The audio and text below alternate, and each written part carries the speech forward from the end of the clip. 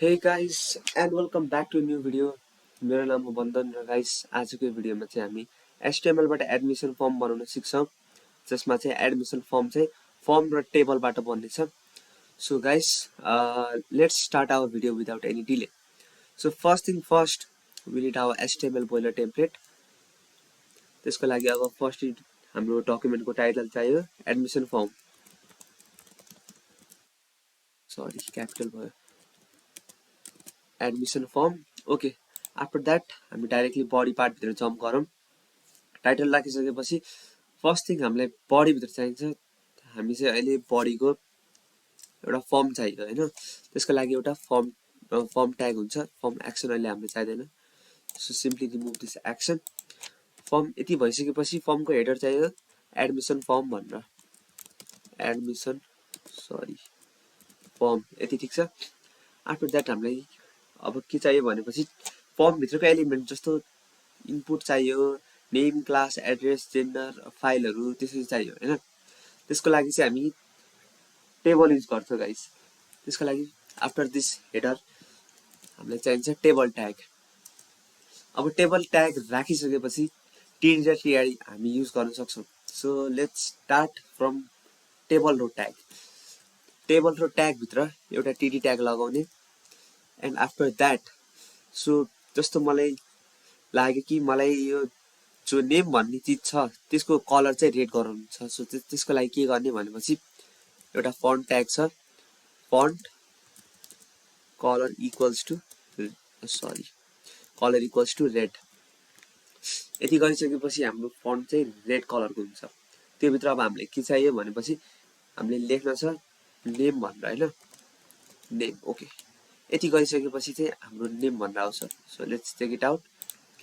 Yes, everything is going well. यता हेर्न सक्नुहुन्छ admission form name. This one is fine. After that अब हामीलाई अर्को टीडी ट्याग चाहिन्छ. त्यसपछि हामीलाई के चाहिन्छ भनेपछि place holder. Input text. Okay, हामीले टेक्स्ट नै चाहिन्छ. अहिले नेम र आईडी को त्यति जरुरत छैन, त्यसैले अहिले प्लेस होल्डर मात्र हाल्दियौ. Place holder equals to enter your name. यति गरिसकेपछि प्लेस होल्डर पनि आयो यता. ओके, यतिसम्म ठीक छ. अब हामीलाई के चाहियो क्लास. क्लासको लागि हामी ड्रप डाउन युज गर्छौं किनभने अब क्लास भनेर डाइरेक्टली इनपुट नगरेर नि drop down looks far better.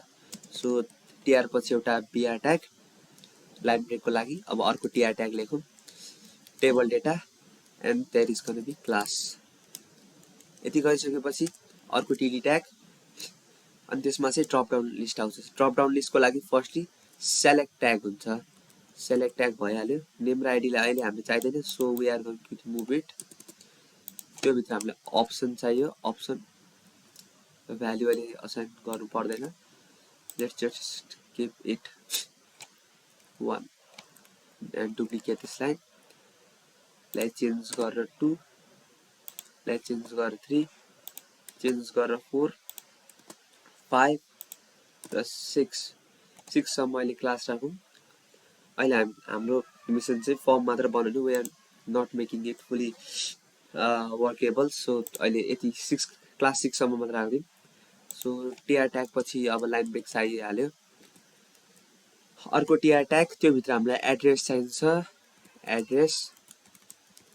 Okay, this one is fine. After that another TD tag. TD भित्र इनपुट टाइप टेक्स्ट नै हुन्छ. प्लेस होल्डरमा चाहिँ enter your address. Okay, this one is fine.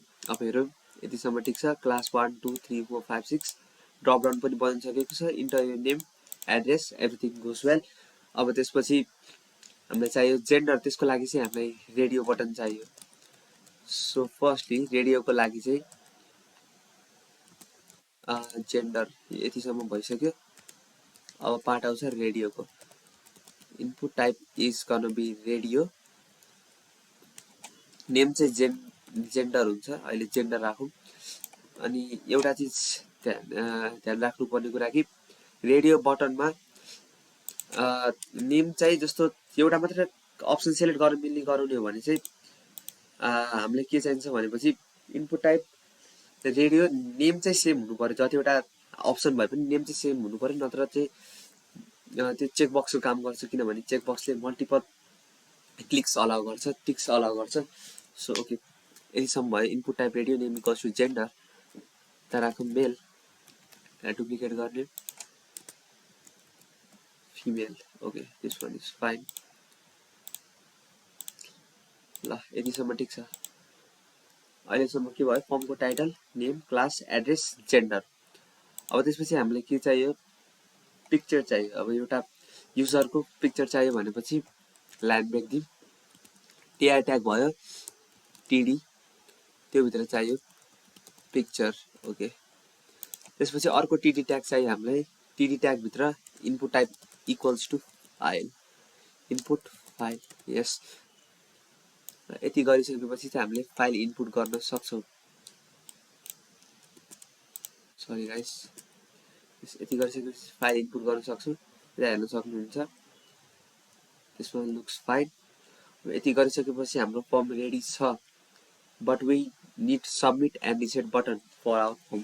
किनकि submit र reset बटनै भएन भने कसरी सबमिट गर्ने, या कोही युजरलाई फर्म रिसेट गर्नु मन लाग्यो भने कसरी रिसेट गर्न सक्छ। सो यस, टिआर ट्याग पछि एउटा लाइन ब्रेक दिइहालौँ। ओके, अर्को TR tag, TD, it's gonna be input, sorry, input reset, value equals to reset. अब यसलाई डुप्लिकेट गरौँ। त्यसपछि input type, sorry, TD tag पछि extra wire, input typing is gonna be submit, value also submit. यति गरिसकेपछि reset र submit button आइसकेको छ। बट लास्टली, जस्तो कि मलाई लाग्यो कि मलाई यो मेरो फर्म, यसको ब्याकग्राउन्ड कलर येलो चाहियो अरे। त्यसको लागि के गर्ने, सिम्पली फर्म मात्र होइन, होल बडीकै ब्याकग्राउन्ड कलर येलो चाहियो भने चाहिँ बडी, यसको एउटा एट्रिब्युट हुन्छ BG colour equals to yellow. यति गरिसकेपछि हाम्रो फर्मको ब्याकग्राउन्ड कलर येलो हुन्छ। र यति गर्दैमा चाहिँ हाम्रो फाइनली एचटिएमएलबाट एडमिसन फर्म चाहिँ रेडी भएको छ। Thank you for watching this video, and please do not forget to subscribe to our channel.